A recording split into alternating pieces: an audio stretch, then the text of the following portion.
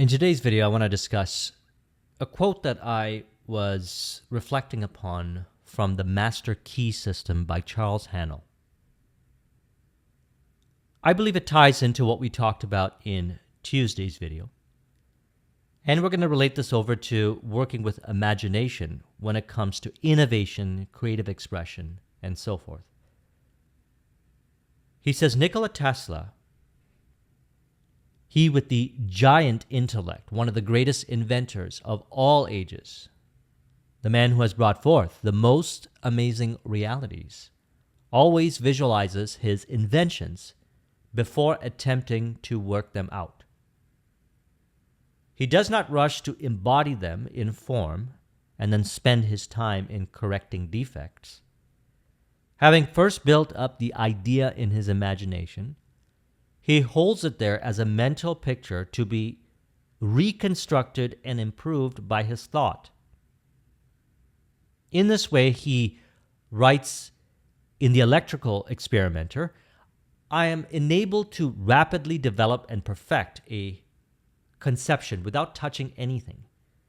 When I have gone so far to embody in the invention every possible improvement I can think of, and see no fault anywhere, I put into concrete form the product of my brain. Invariably, my device works as I conceived it should. In 20 years, there has not been a single exception. And I found this to be very inspiring. He has the ability to imagine something, get an idea of something, and actually go into a workshop in his own imagination, make all the improvements in imagination, and then when he's done there, he's complete and he knows exactly what to do, step by step, to bring it into existence. Now, this is something that we all have as far as ability, and we get better at it with practice. See, we have the ability to create mental images. And in these mental images, we're able to go in and actually experience that reality in imagination. And based on that vividness of what we experience in imagination, we see the expression of it, and via the internal guidance, as we spoke of in the last video, intuition, we know exactly what it is that we have to do. Let's look at it from two perspectives. My own journey is one of, I have a rough idea of what I'm going to do. The earlier stages, I have a rough idea, and I just commit to it. And I'm going to fill in the details on the way. On the way to realizing that vision, I'm going to build it as I go along. What is being suggested here is that you could also do it by seeing every last detail and then expressing it. What I found from my experience is that just through the repetition of innovation, creative expression, taking an idea and seeing it all the way into existence, I get better at working with imagination.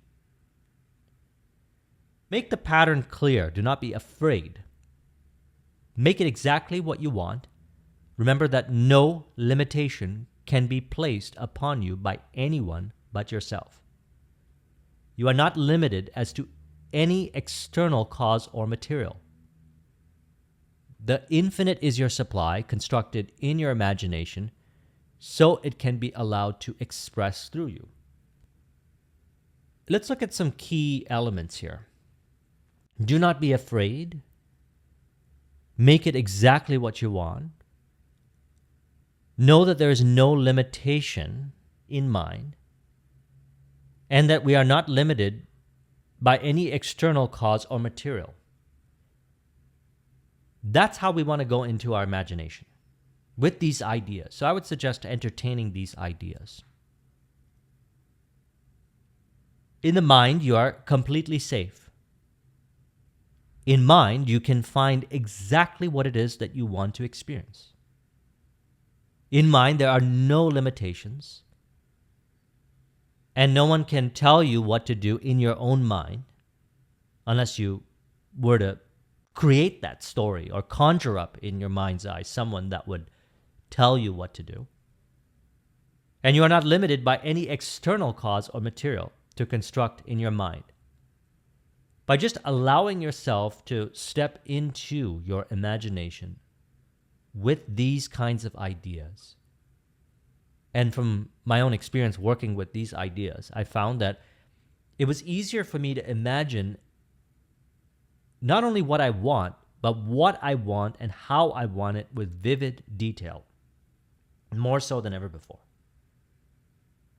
That's another reason why I value the journey and the destination, because as you bring forth a result, a success, innovation, creative expression, we get better at it with practice, as we discussed in Tuesday's video. You also discover different ways of thinking, different perspectives, different ideas. And you identify with this thinking. You change your thinking around, and you say, well, you know what? I like this idea. Imagining without being afraid. Exactly what I want, with no limitation. Even limitations in the external. Abandon all of that. And ask myself the question, what do I really want to create? What do I really want?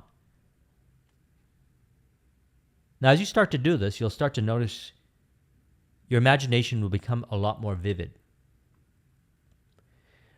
It seems that by having the opposite of this kind of thinking, we're essentially going into our imagination with limitations.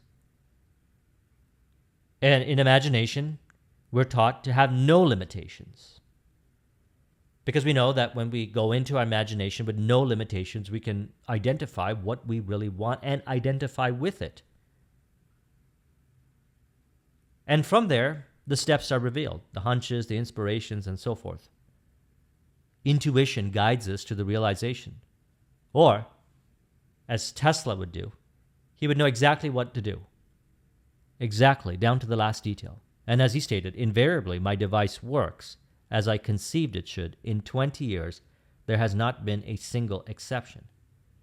I trust we can all be inspired by that. Even if we're not looking to invent things, but rather to live a creative life or live life how you exactly want to live, I believe that can be very inspiring.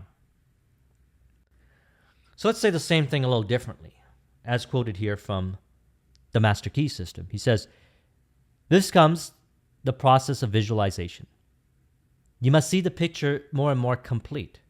See the detail. And as the details begin to unfold, the ways and means for bringing it into manifestation will develop.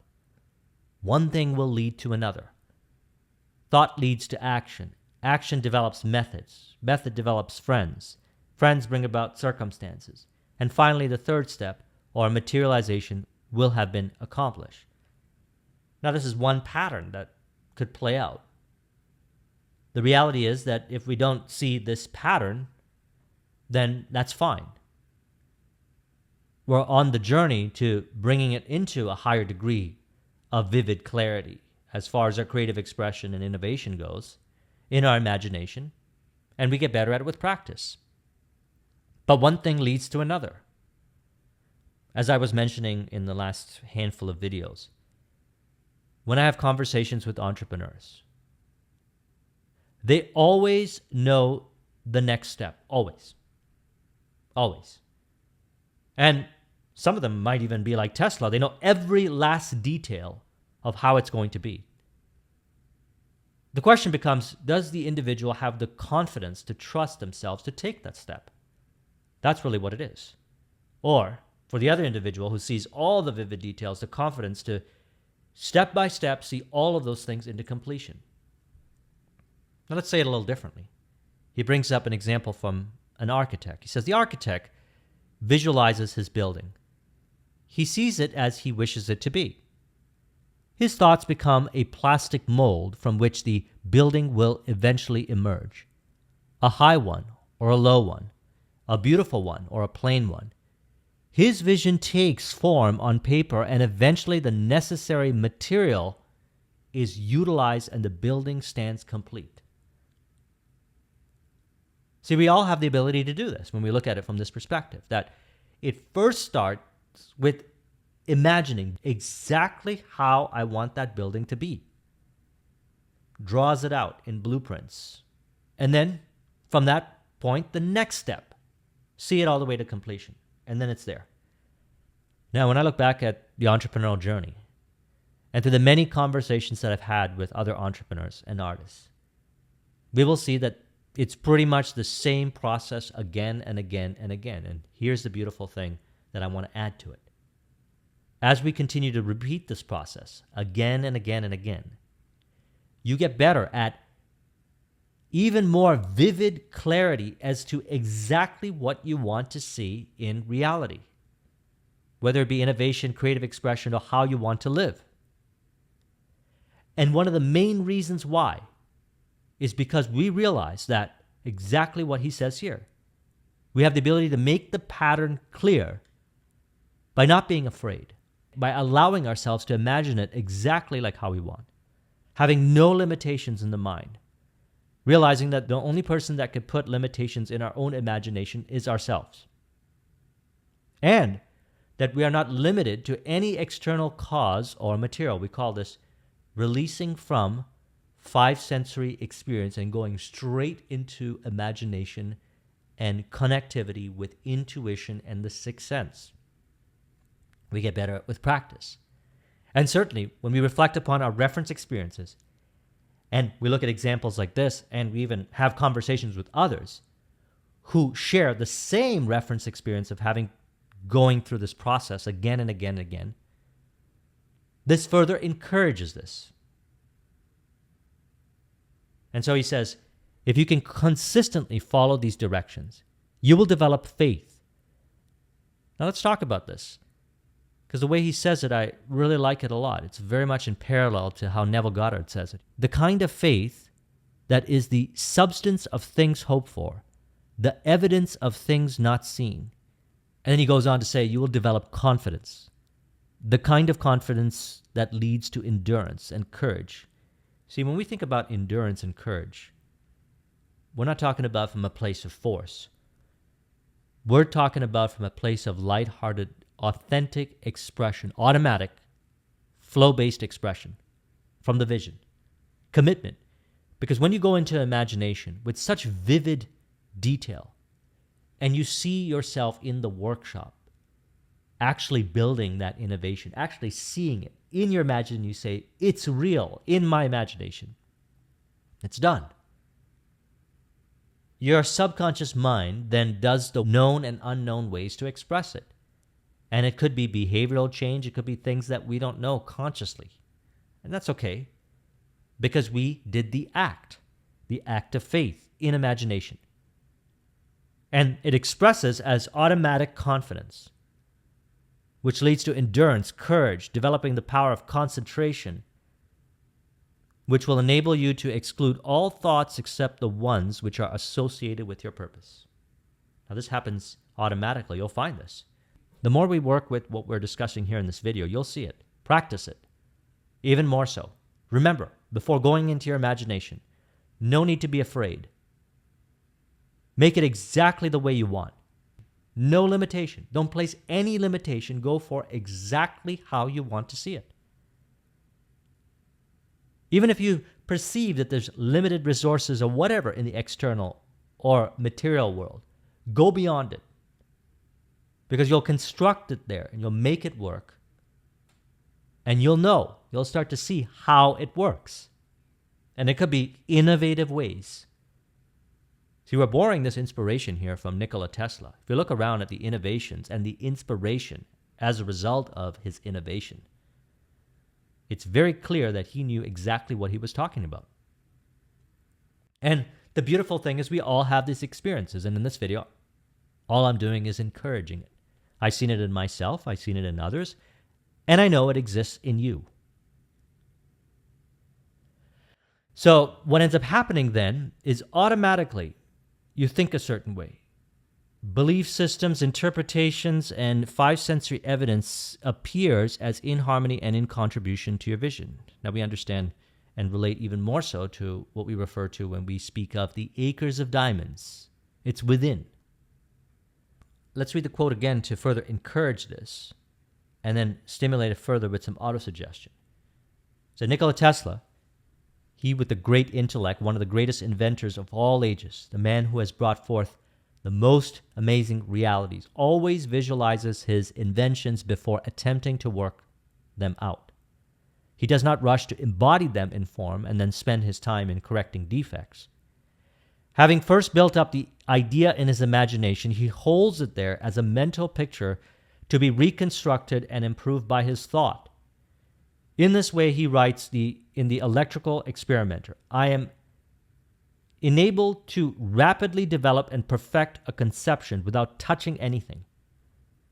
When I've gone so far as to embody in the invention every possible improvement I can think of and see no fault anywhere, I put it into concrete form, the product of my brain. Invariably, my device works as I conceived it should. In 20 years, there has not been a single exception. So he's actually going in and he's dwelling in a workshop in his imagination. And then he emerges from that in creative expression. Authentic, automatic, creative expression from the perspective of that vision. And so, to encourage it, here's the auto-suggestion. I understand that there is no limitation that could be placed in my mind unless I chose to place the imitation in my mind. And I choose to reveal the perpetual, intuitive, imaginary conversation from my infinite self, revealing ideas, hunches, and inspirations in my imagination that I commit to.